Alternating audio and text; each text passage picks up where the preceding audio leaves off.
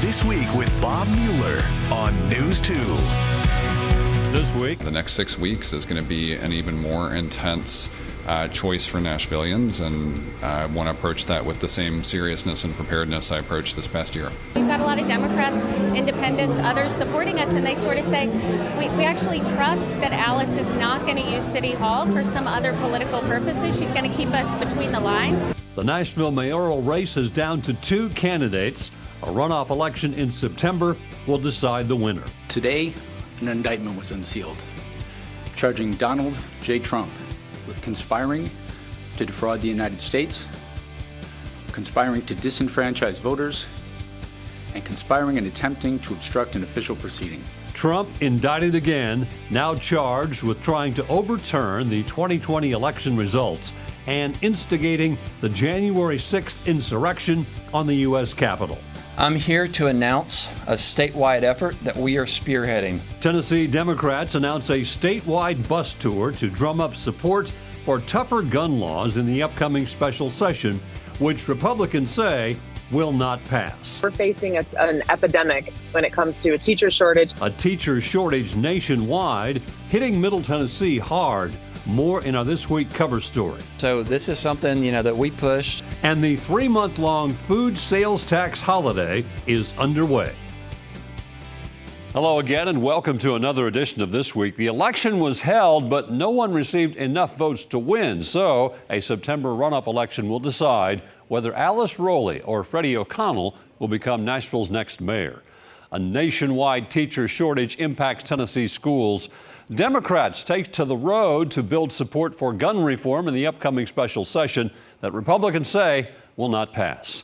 The 3-month-long sales tax holiday, it's underway, but we begin with the only former president to ever be indicted is indicted now for a 3rd time.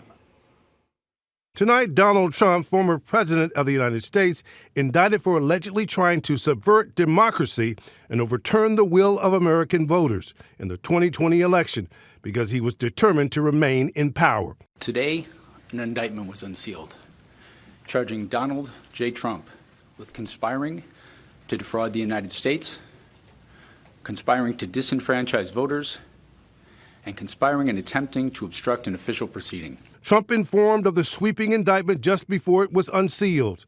The charges outlined in the sweeping indictment. Prosecutors say Trump spread lies that there had been outcome-determinative fraud in the election and that he had actually won. These claims were false, and the defendant knew they were false.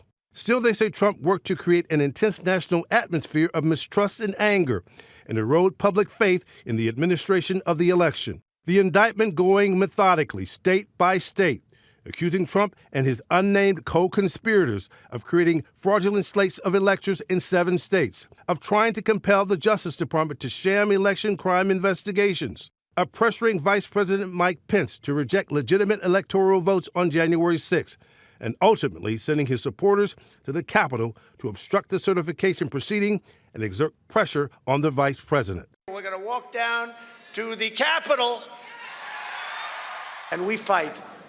We fight like hell. And if you don't fight like hell, you're not going to have a country anymore. Smith's indictment documenting dozens of Trump's alleged lies and the pressure he put on Republican state officials. In a phone call, Trump pushing Georgia Secretary of State Brad Raffensperger to find the votes he needed. So, look, all I want to do is this. I just want to find 11,780 votes, which is one more than we have, because we won the state. Prosecutors allege Trump's criminal scheme culminated on January 6th with what they call the president's exploitation of the violence and chaos at the Capitol. The 3-month-long Tennessee grocery sales tax holiday is on. State Capitol reporter Chris O'Brien shares what this means for your wallet. In a release, the governor's office wrote that the holiday would cost the state about $273 million. Still, over the last few years, Tennessee has created a surplus and added to its rainy day fund, leaving Democrats to say the state should remove the food sales tax altogether. Yeah, we've been pushing for years. I remember when I first got up here, Leader Craig Fitzhugh introduced a bill every year to make groceries tax-free. They absolutely should be. I've introduced legislation in recent years to make fresh fruits and vegetables at the very least tax-free. And so this is something, that we pushed. He introduced on the tail end of some colleagues of mine and ours pushing for a gas tax holiday, grocery tax holidays. The holiday runs from now until October 31st. It does not include things like prepared food, alcohol, candy, or dietary supplements. For now in Nashville, Chris O'Brien, News 2.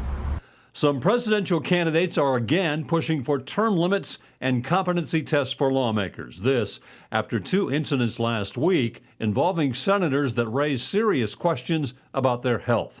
Trevor Shirley has more from Washington. Whether it was 90-year-old Democratic Senator Dianne Feinstein's apparent confusion during a routine yes or no vote. Just say aye.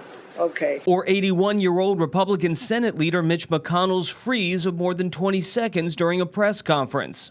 Anything else you want to say? Questions are again being asked about the age and mental competency of some of the country's aging leaders. We need to have term limits in Congress, and we need to have mental competency tests for anyone over the age of 75. That's GOP presidential candidate Nikki Haley's solution, one too extreme for some of her fellow presidential hopefuls. The tests are not constitutional. McConnell later told reporters he felt fine after the freezing up and offered no further explanation. I feel like he's going to continue to be the Republican leader through the rest of this Congress. Republicans routinely question President Joe Biden's ability at 80 to carry out his job, something quietly echoed by some Democrats too. And Haley says if she's elected president, she will push for congressional term limits. Reporting in Washington, I'm Trevor Shirley. Congress has started its 6-week break without voting on a bill designed to make the country's rail system safer. Rashad Hudson has details. Congress left town without passing a bill to make railroads across the country safer. We're waiting to schedule a floor vote when we know we have the 60 votes we need to break a filibuster. Ohio Democratic Senator Sherrod Brown says he is working to get the needed votes to pass the bill. But Brown is worried that rail lobbyists are influencing too many Republicans to reject the bill. We know what we need to do, and we will continue to take them on and not give up. But Ohio's Republican Senator J.D. Vance says when it's time to vote, the support will be there. We're at the point now where we have enough votes for it to pass. The bill is a response to the devastating train crash in East Palestine, Ohio, earlier this year. The proposed legislation would increase inspections on trains carrying hazardous material, require rail carriers to have emergency response plans, and raise penalties for rail companies when crashes happen. You're never going to eliminate every train crash, just like you're never going to eliminate every car crash, but we can make these things less dangerous and less frequent, and that's what we're trying to do. Vance and Brown are confident they will be ready for a vote when the Senate returns after Labor Day. Now to our This Week cover story. Schools across Tennessee are kicking off a new school year this month, but many are doing so without enough teachers. The volunteer state is in desperate need of educators. State Capitol reporter Chris O'Brien breaks down the numbers as Tennessee heads into another year of a teacher shortage. It's no secret Tennessee has a teacher shortage. It's pretty alarming. We have had these shortfalls each and every year. Paige LeGrone Babcock teaches 6th and 7th grade English language arts in Nashville. Until last week, it was only supposed to be 6th.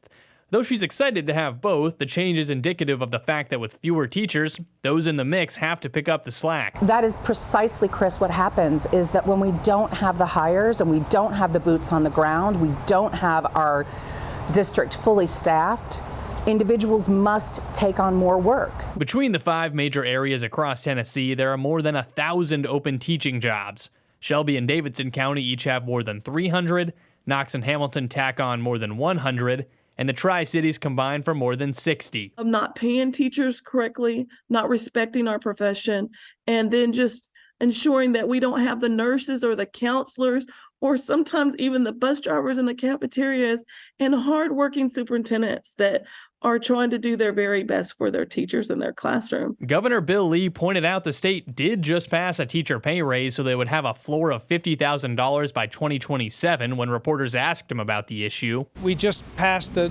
largest teacher pay raise in our state's history.